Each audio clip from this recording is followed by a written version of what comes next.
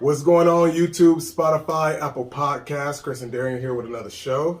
Episode 50 of Inspired Chats. Start off this video if you're on YouTube with a like or subscribe. If you're not subscribed, make sure you share our show anywhere you share podcasts. Twitter, YouTube, Instagram, Facebook. I would really appreciate if y'all shared it in an Instagram story and tagged us in it so we can reshare. Yes. Yeah. So let's episode 50, man. We done did 50 episodes.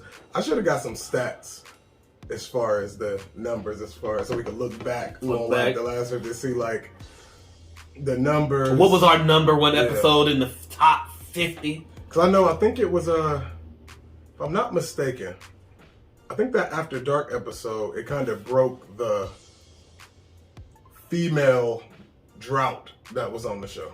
Good. Because it was a while before we had a woman on the show.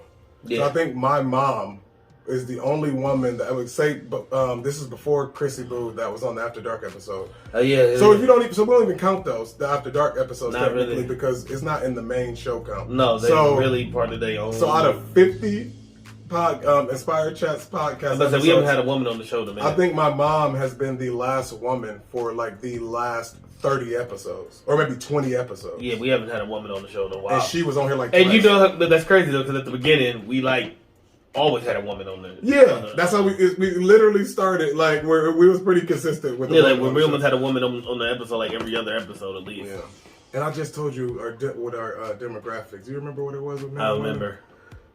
I can't remember it, but we had a nice female audience. Yeah, but it started to shift. But our numbers is starting to slowly increase as far as listeners on Apple Podcasts and Spotify. That movement is starting to take off. Good. We got a solid base as far as YouTube is concerned. Of course, it can grow. Need it bigger. Definitely. And share. Yes, and even Instagram started to peak. Instagram peaked a lot as far as views and likes and all of that. But we're starting to tick up as far as getting followers. that traffic. As far as followers, like stories and all that, like it's eyes watching us. But you know, all right, that's the business of it. All right, background.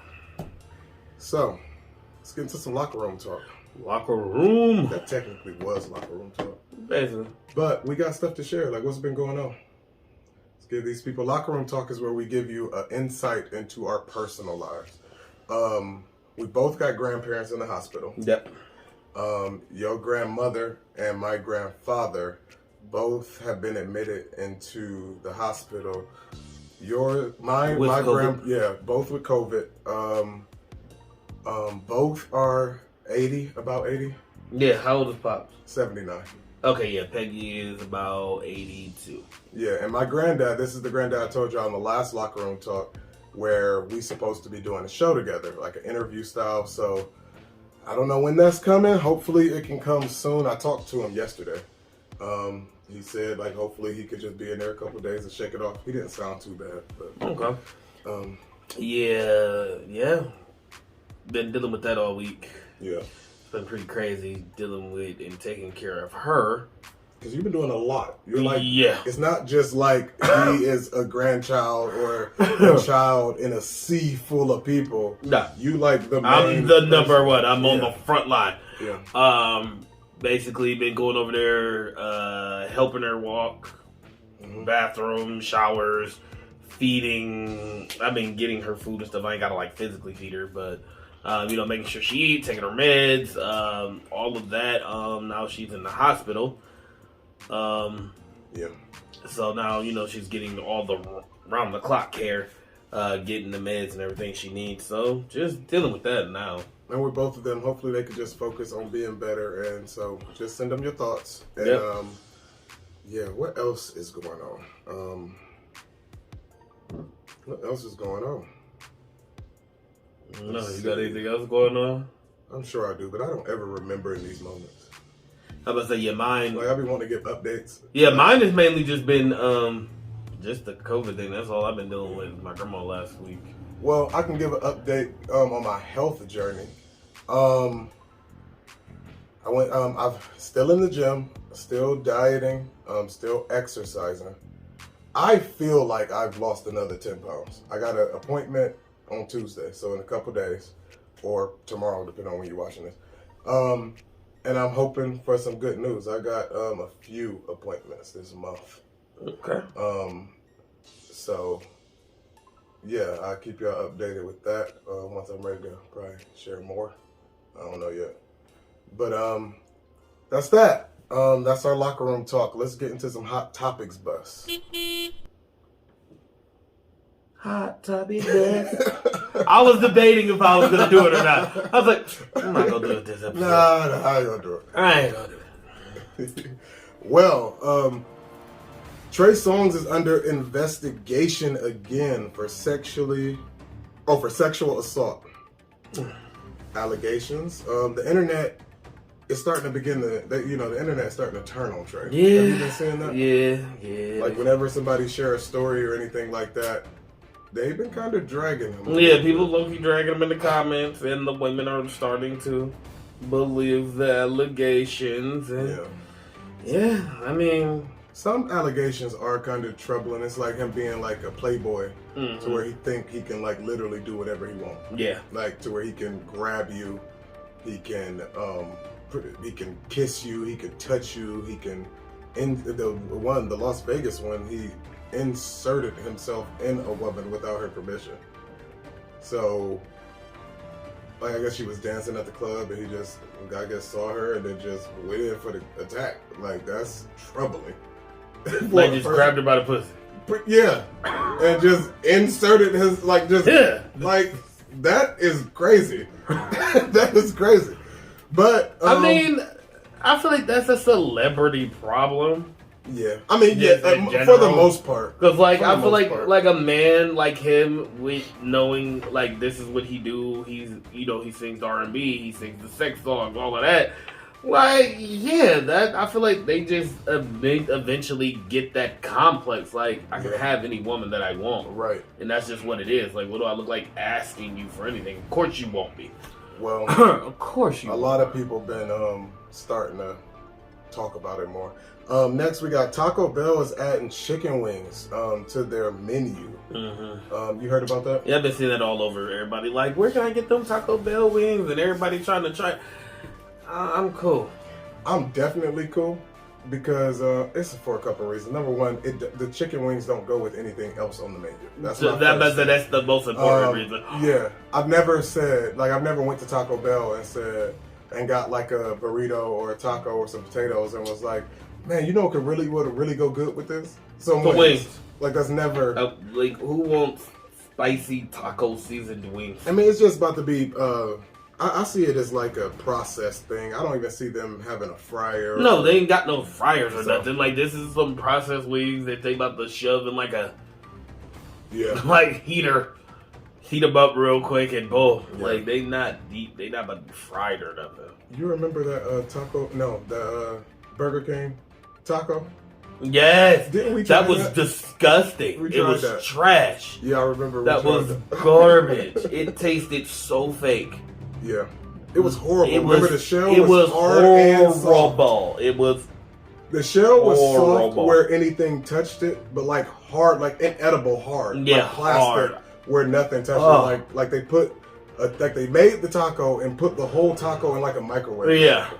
Yeah, that was disgusting. It was disgusting. Joe Biden took the gloves off in his January 6th speech against Trump.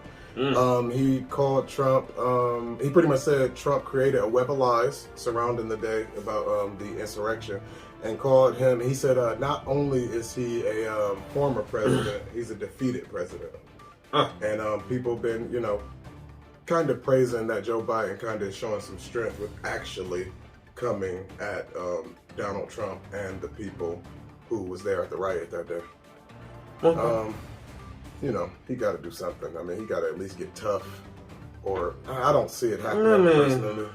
They about to get tore up this year as far as the midterms. But that's more or less normal. But we'll see how he ends his 4 years. You don't think he get another 4? No, highly doubt that. Unless we just Have some other loser. Yeah, I don't. Politics is so depressing. I was saying, let's just have some other loser. Oh God, who's just like that? Because don't nobody like Kamala. I'm about to say, But we'll see what happens with that. The Weeknd dropped his new album, Dawn FM. I sent you the link. You did. I did not listen to it. Okay. Not yet. I clipped a couple. Anything stand out? Like, just as far as the sound is concerned? Like, did you really listen to some of it? I listened to 3 or 4 tracks. Okay. Well, I checked it out. I listened to the whole album. Okay. Yeah, but you be in the gym. Yeah, and I need to listen to it again. I'm about to say, I'm gonna give it a listen and give my honest opinion. I forgot to write down which song it was. It's one of the first few songs, maybe the first or second song on it.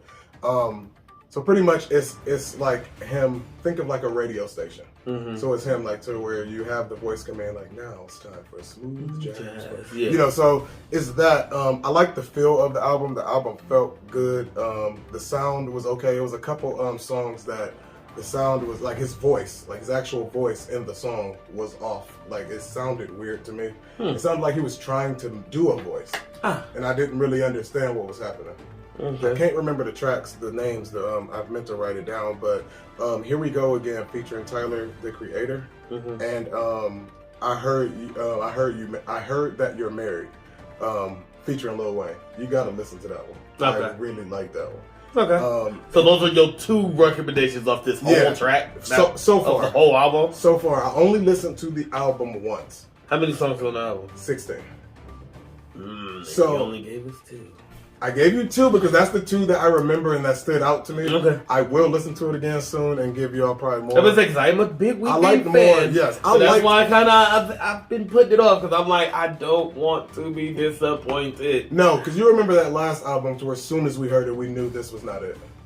Yeah, I did not listen to, what was it, Starboy? Yeah. Starboy? Yeah. No. Yeah, no. I forget. No. That's not important. Whatever. But yeah, I didn't listen to the last album. To where it was the sound, it was too airy, too light for us. So yeah, I think on the last album, I did actually listen to the last album. Mm-hmm. I remember now because I was listening to it in our respite days, but that's the point.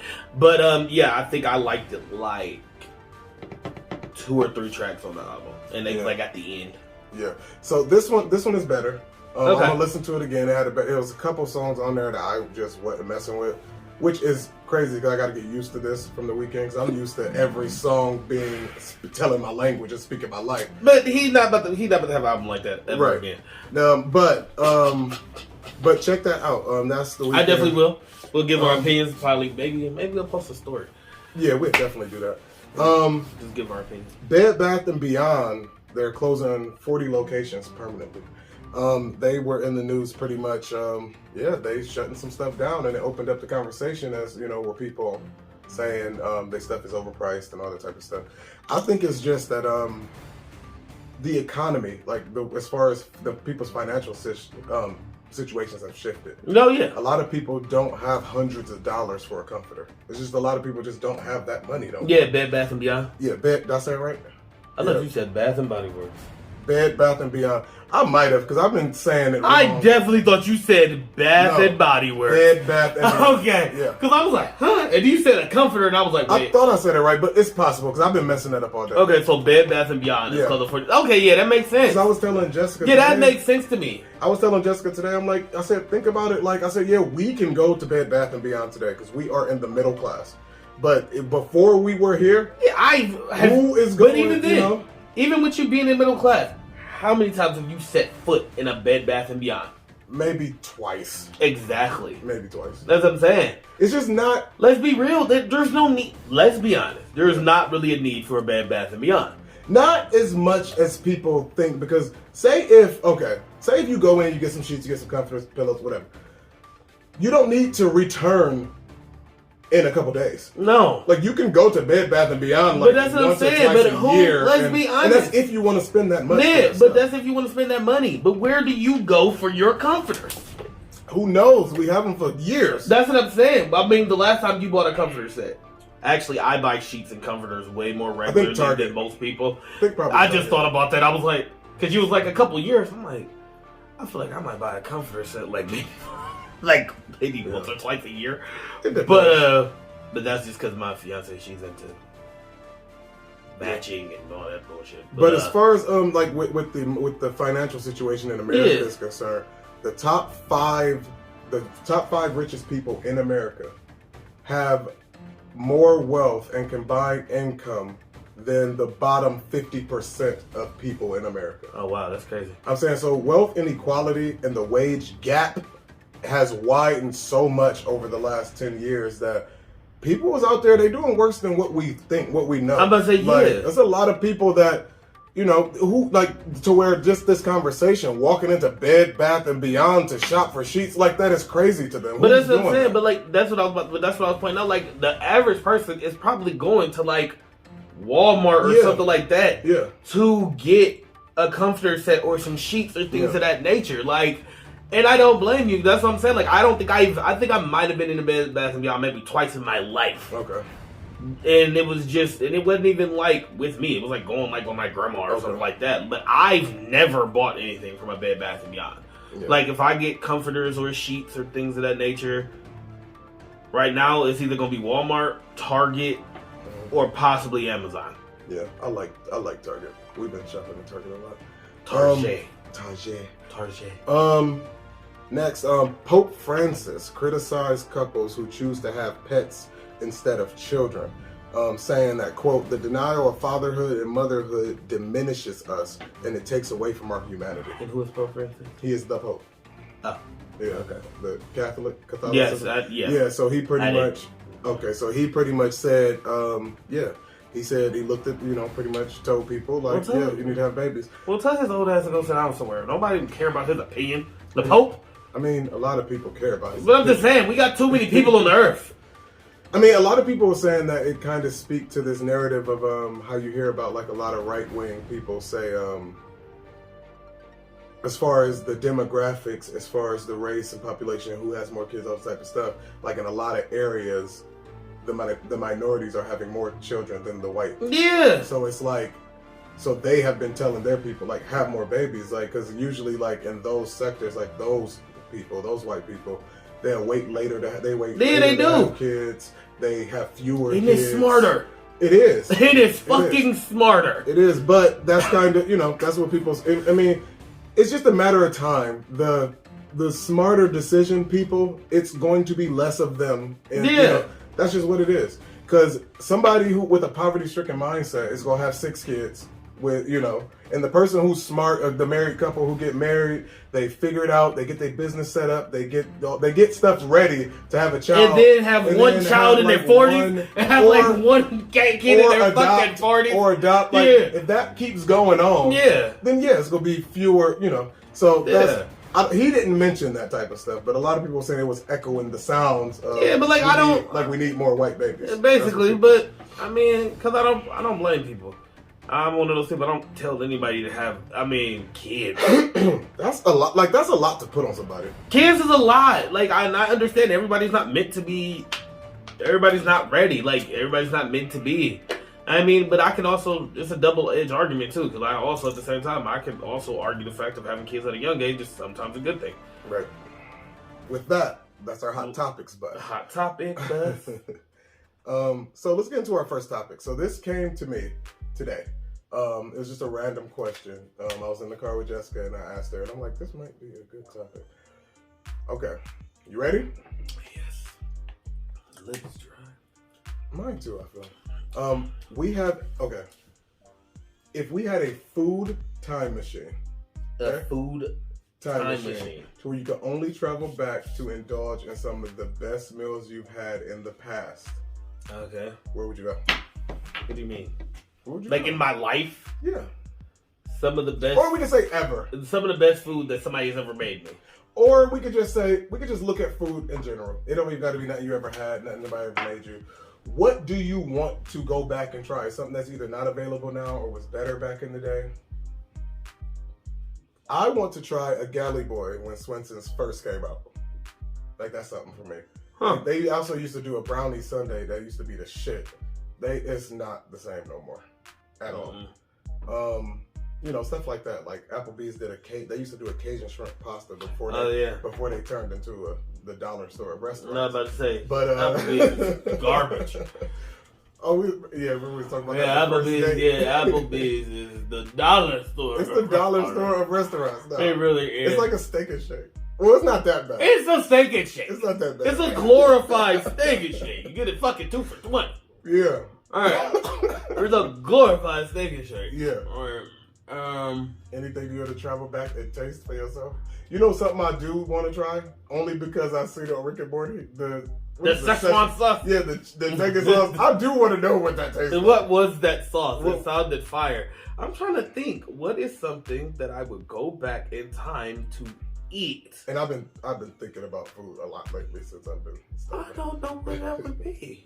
Nothing? Nothing is jumping out to me. Okay. Because it's such a random question. I've never been asked anything close to this. I'm just like, have you had a craving for something that you had before and you know you can't get it? Like something that you had at some point in time that you know you don't have access to it now. Maybe that'll help the question.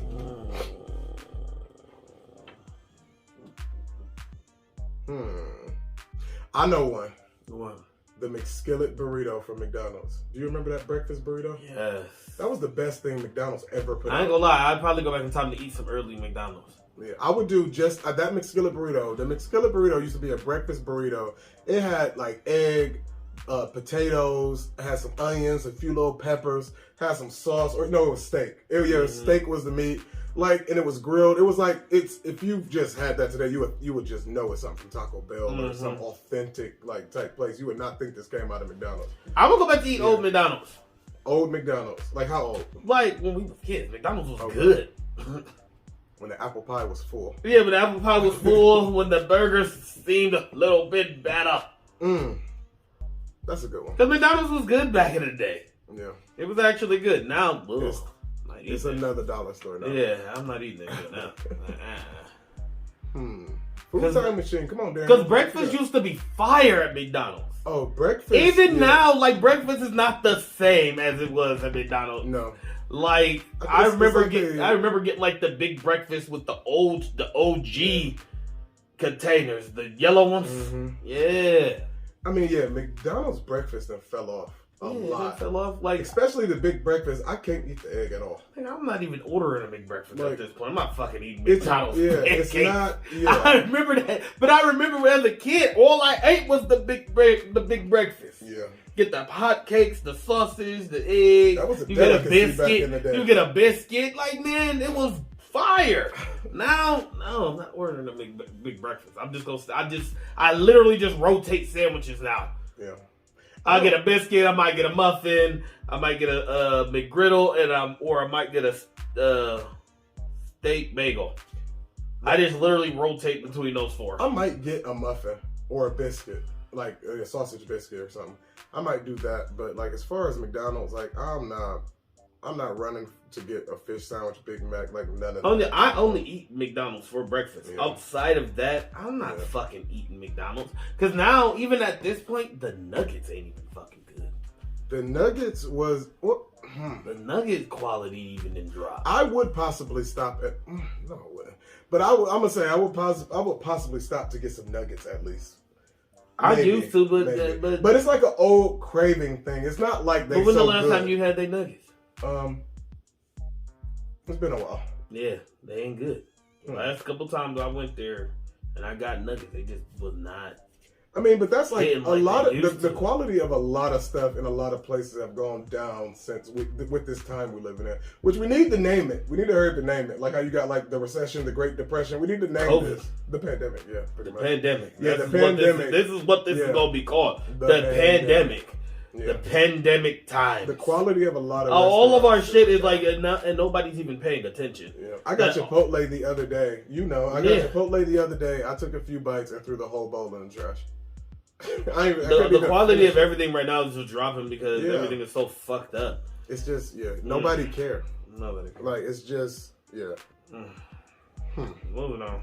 Hold on, food time machine.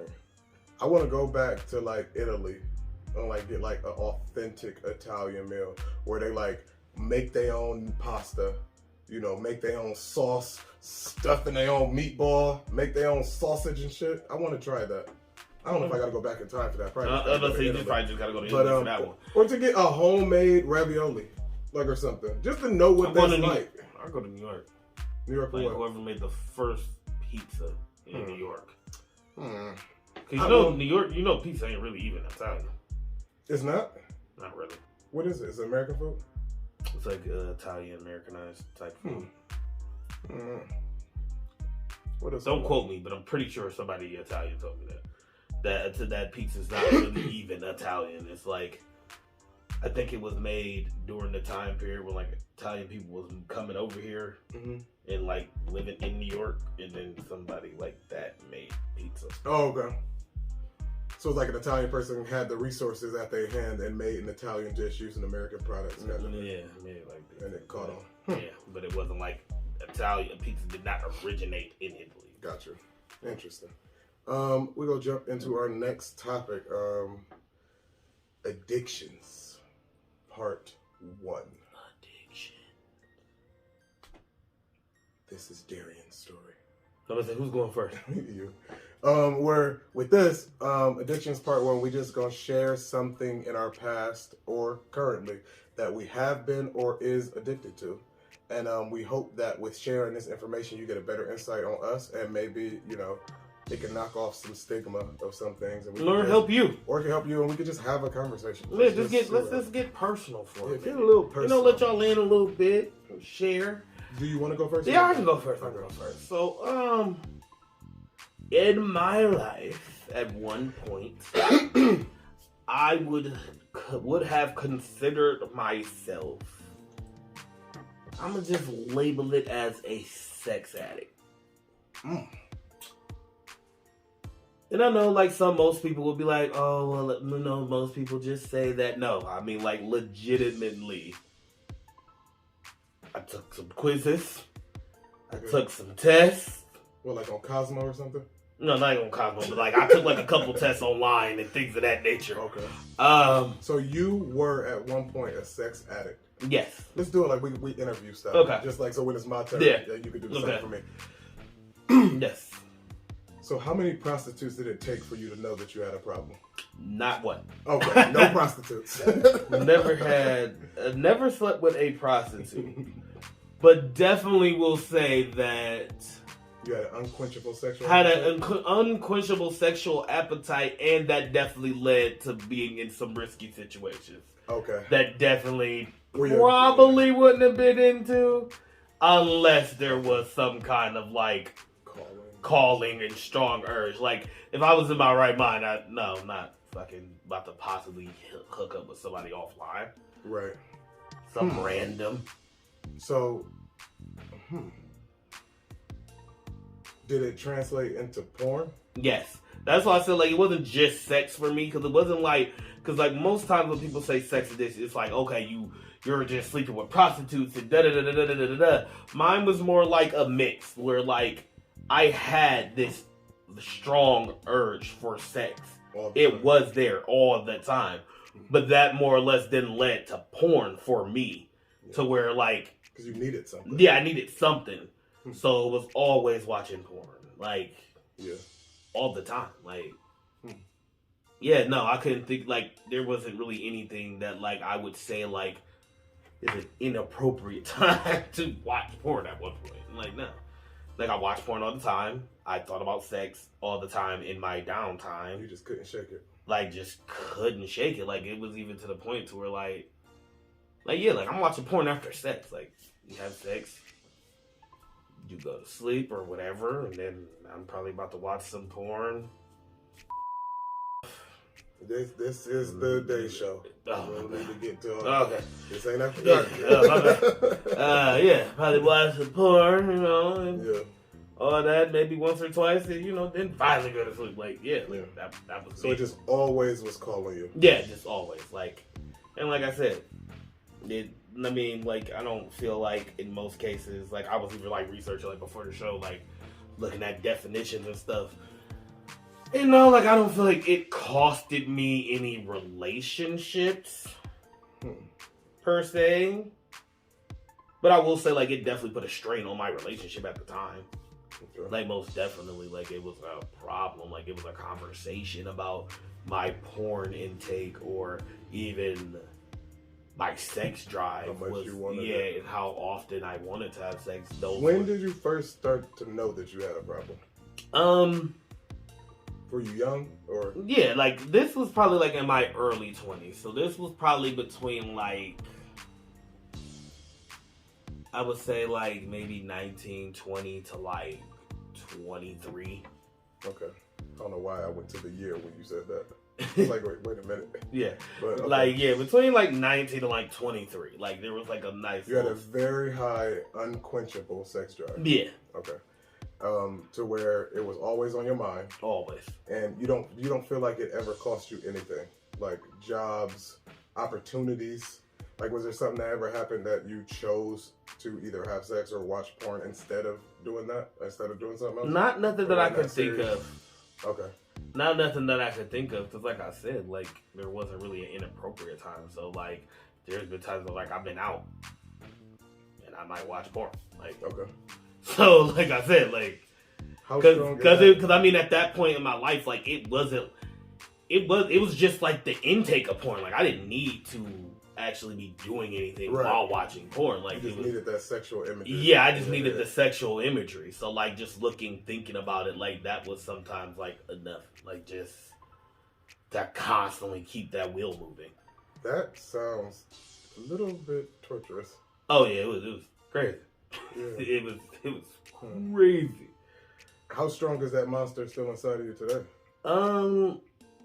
I would say that it's one of those things to where, like, it's still somewhat there, but it's more or less like I'm in control of it, and at the amount that I do intake in porn or my sexual relationship is healthy now. Just because, like, you know, like, I have a healthy sexual relationship now, where it's more regular. We communicate and all of that. And then as far as, like, porn, I feel like I have a handle on it. Like, it's more or less like now I'm in control of it and it's not in control of me. Okay. Like, I would still maybe say my porn amount might be higher than the average person. Okay. But still, it's one of those things for me now that, like, it's more or less for fun or boredom or... It wasn't like a need. Yeah, it's not a need now. Like, okay. It's like either boredom or actually for pleasure and things like that. It's not like, oh my God, like, I just need it. Like, I need to be watching porn or I need to have sex. Like, I don't have that necessary drive no more. That's not there. It ain't got the hooks in me like that no more. Have you ever sought out counseling? Only at one point in time, and that was during the time when I first figured out. And you remember when we had the conversation at the time in my relationship, it went over terribly.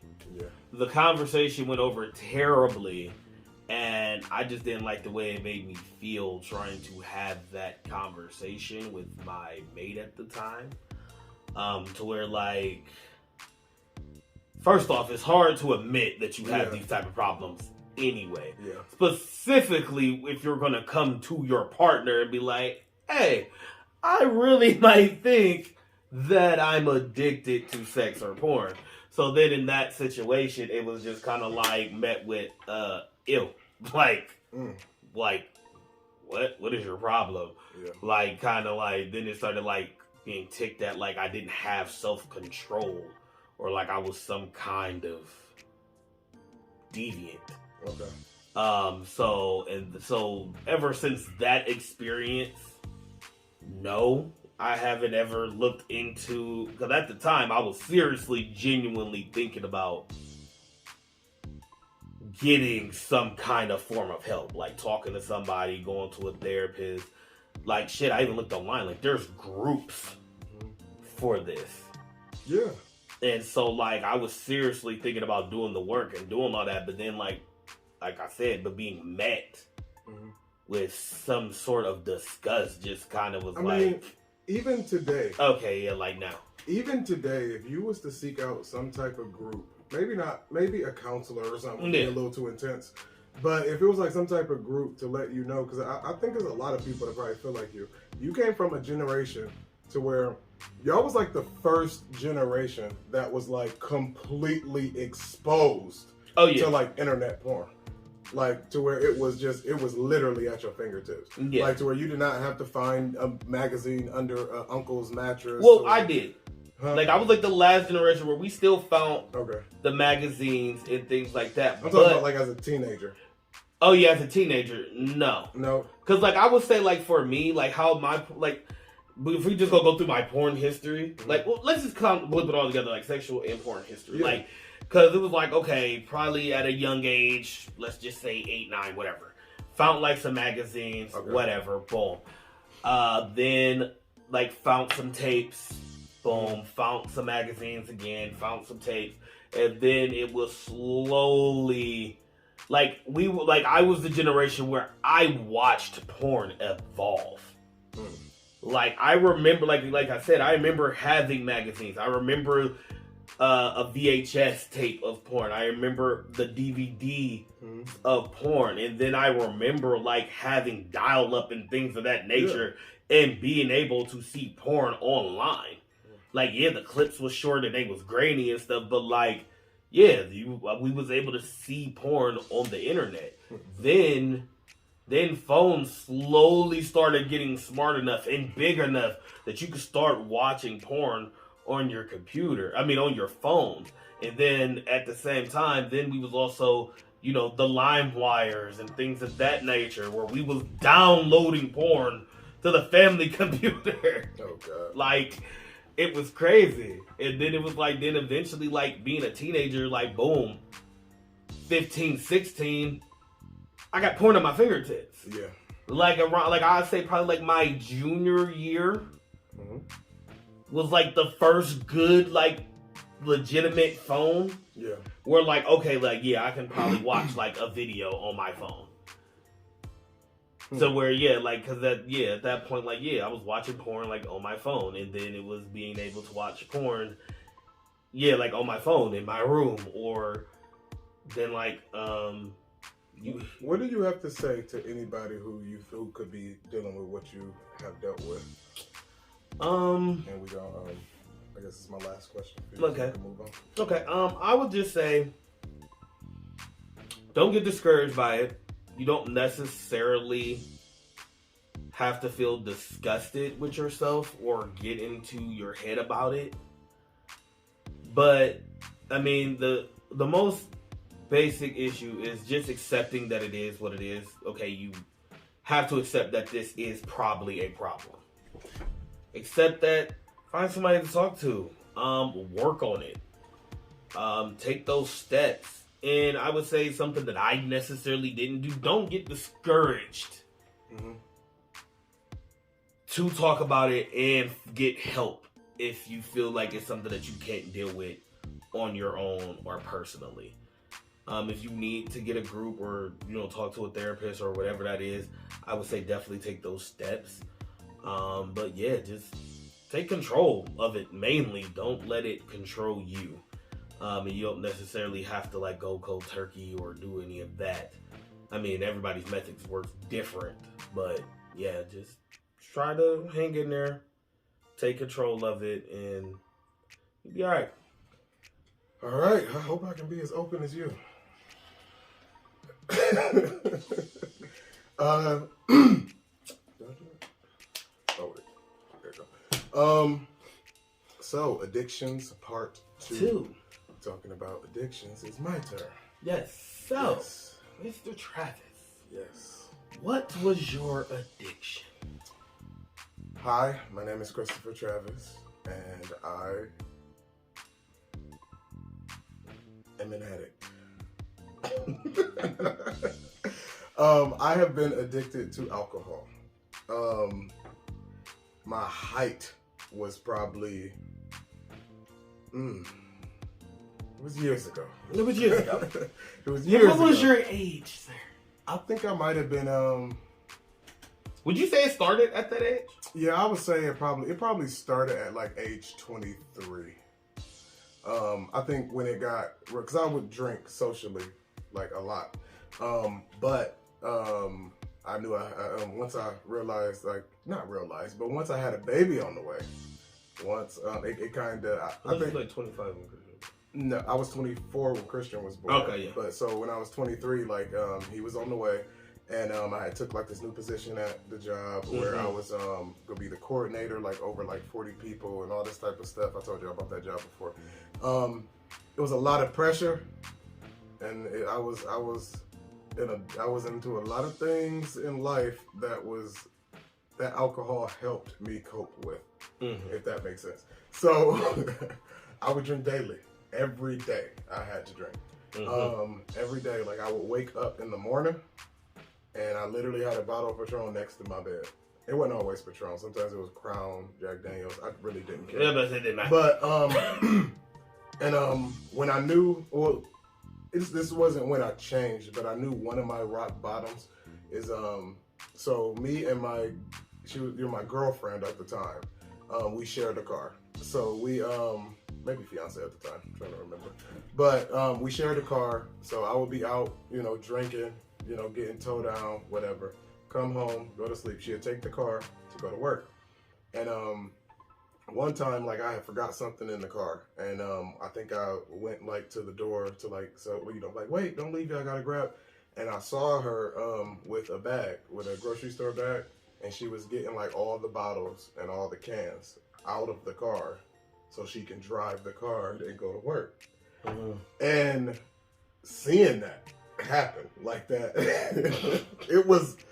I was like, and then I thought to myself, I'm like, was that your first moment where you was like, I might have a problem? Yeah, I'm like, oh, like this is bad. Like this is bad. And that's when I realized, that, like I said, that wasn't the moment I changed or nothing, but that was the moment that I realized I got a real problem. Like I knew that I could drink more than most people, number one, before having real effects of being drunk. Like I knew it took me longer to get there. But when I saw that, it was like, yeah, on a daily basis, like she would have to get beer bottles, alcohol bottles, like I said, cans, everything. Like she'd have to gather it all up so she could drive to work. And I was like, damn, like I'm really a piece of shit. Like I be getting drunk. Be getting told down. And but yeah, like it would call me. It would tell, like I needed it. It was like when I was sober, I didn't really want to be around. I didn't want to do this. I didn't want to do life sober. Like it just wasn't worth it to me. It wasn't enjoyable to me. So yeah. So and of course with alcohol comes other things, kind of like how you were saying. But I just categorize mine under the umbrella of alcohol, because of course.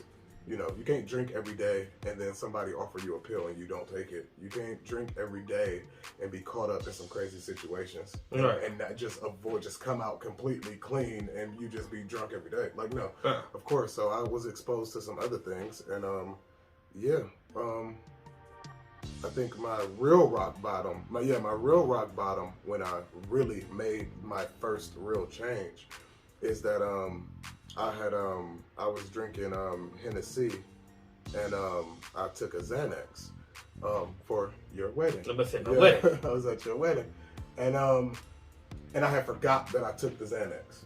Like I didn't know, so I took the Xanax because I was nervous because I didn't want to because I knew I was gonna make the best man speech, and I was all in my head. I felt like I was gonna mess it up, and I was just a nervous wreck at the time, and So I took a full Xanny bar, and then during the wedding, like I'm making my rounds, doing whatever I got to do, checking on the bartender, checking on like family, doing all this type of stuff. But the whole time I'm drinking because I got my own bottles like behind the bar that I'm drinking from because I'm not drinking the whatever. I've got my Hennessy that I was drinking at the time, and I'm just drinking it, and I start realizing in the middle of the wedding, I start missing chunks of information. Like there was chunks of time that I didn't know how I got there from here. And I started to get scared. So I'm like, this never happened to me before. And I'm like, I cannot be this drunk to where I'm starting to lose time in real time. Like, long story short, ended up being some words exchanged. Long story short, he was hot ass mess. Ruined the whole fucking wedding. Shut up. Do not do that. Do not do that. I'm playing. It wasn't that bad. But there was a moment. Words was exchanged. Yeah. It turned into something it never had to be. Yeah. So when you categorize that as your rock bottom moment, that was your moment of change. Yeah, it was.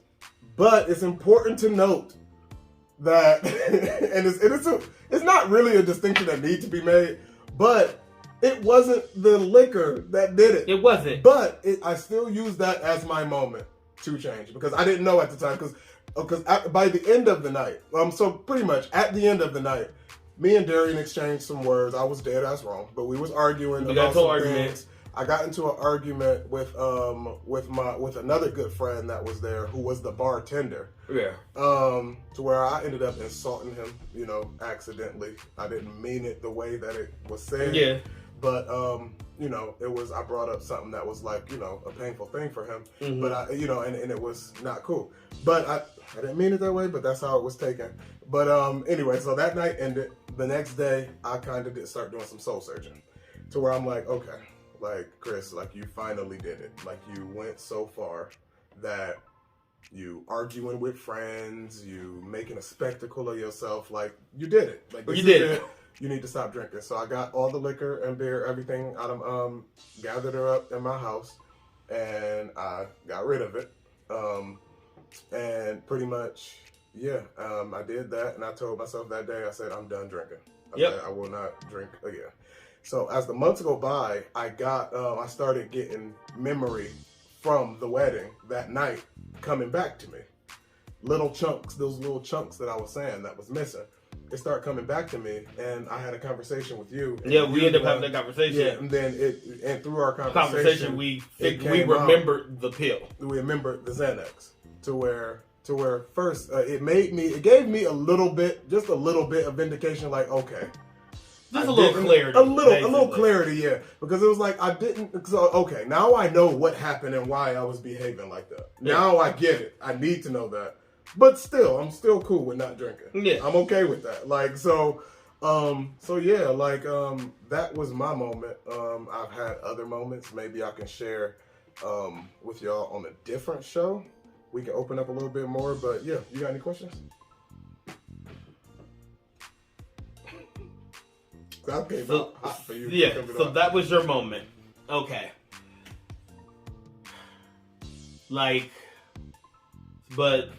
So of course you said your addiction was at the point to where like you was drinking when you woke up. Like, was there ever like strong cravings, like where like you needed it? Yeah, I would have, it would be like something inside of me that, like a gas tank or something, where like, I knew if I had, I had to have a buzz. Like, I just had to. I could only function that way. Like, I needed that.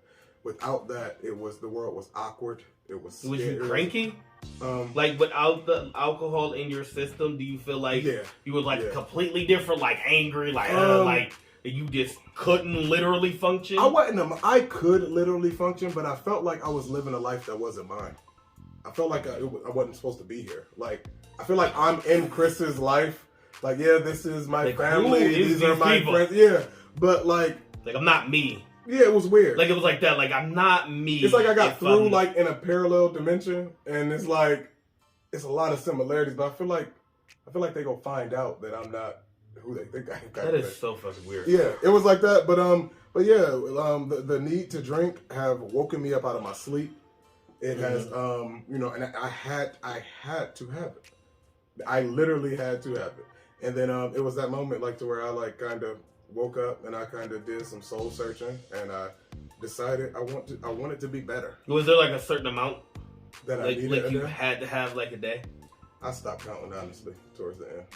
I was kind of like a bottomless pit. Okay, so like it just kept going up and up and up and up and up. So I know it was one moment where I pretty much drunk like a whole fifth of Hennessy Black, like to myself.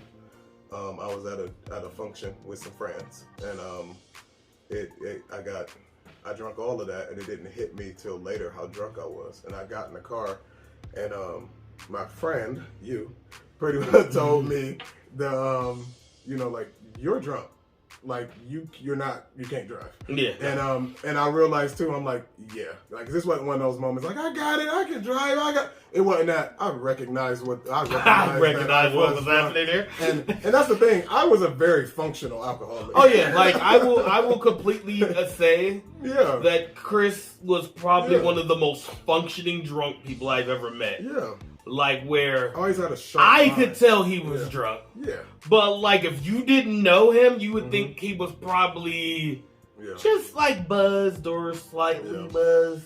Yeah. I mean, like you could tell like he was buzzed. And you didn't know how much. Yeah, but you didn't know. Yeah, but you didn't know like he was drunk. Yeah. And like, cause Chris, I used to like that was our joke at the time when we would drink. At that point, was Chris is the designated drunk driver. Yeah. That like, we all fucked up. We all fucked up. The whole group is fucked up. Yeah.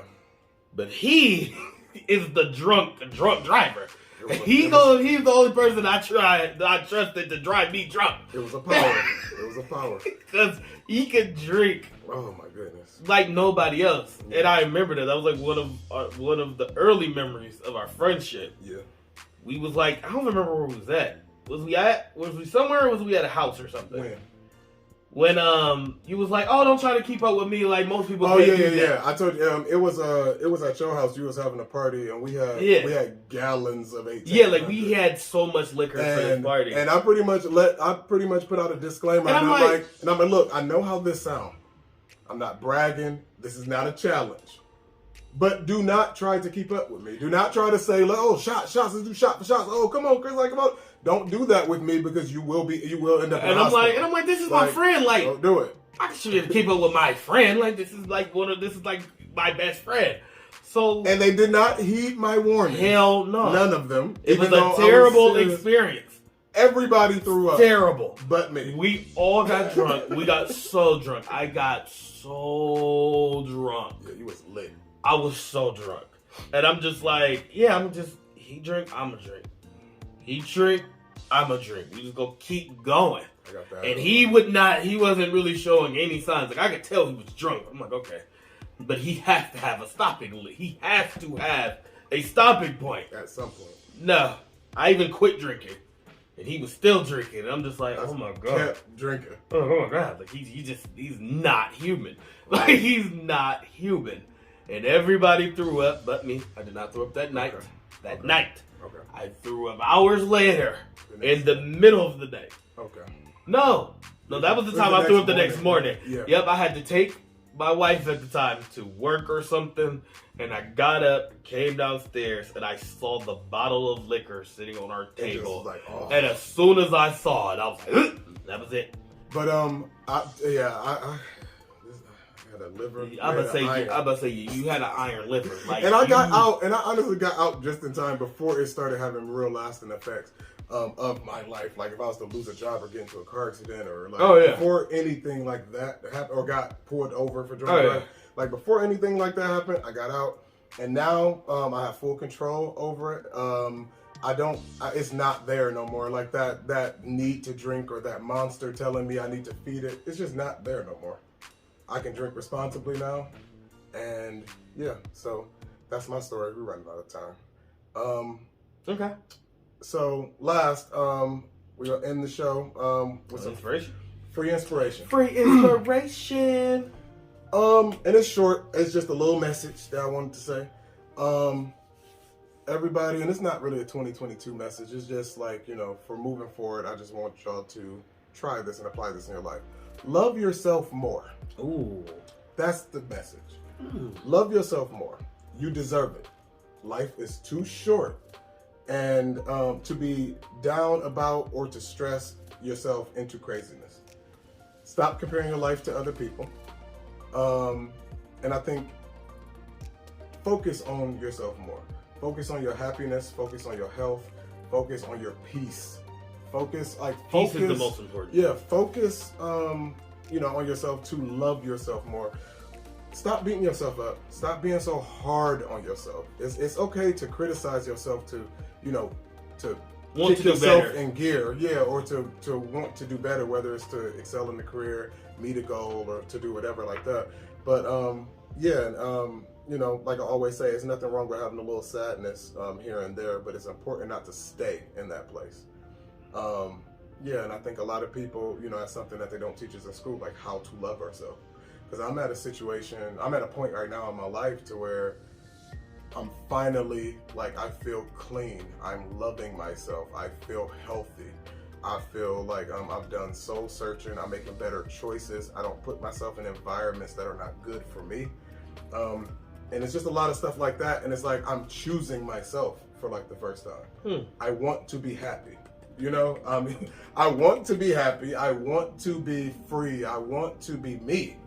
So I've been learning to love myself. That's good. And I think that's a good thing. So throughout this journey that we call life, just learn to love yourself.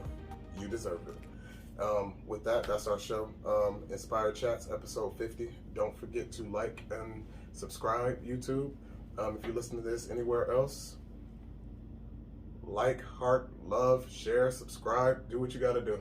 Yes. All right. Thank you. Get those numbers up. Thank you for watching Inspired Chats. For our full show on Spotify, YouTube, and Apple Podcasts, click the link in the bio. Thank you.